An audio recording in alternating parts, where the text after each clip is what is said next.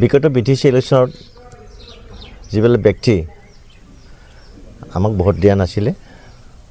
তেওঁলোকৰ প্ৰৰচনত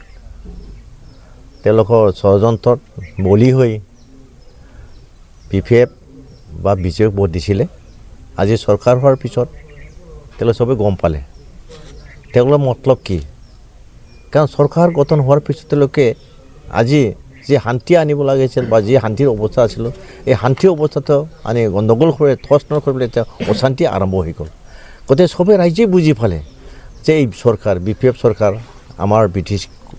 BTCত কেতিয়াও শান্তি আনিব নোৱাৰে গতিকে চবৰ মনত এতিয়া চেঞ্জ হ'ল তেওঁলোকে আমাৰ লগত যোগাযোগ কৰি আছে বিশেষকৈ মোৰ ঘৰতো আহি থাকে তেওঁলোকে মোক কয়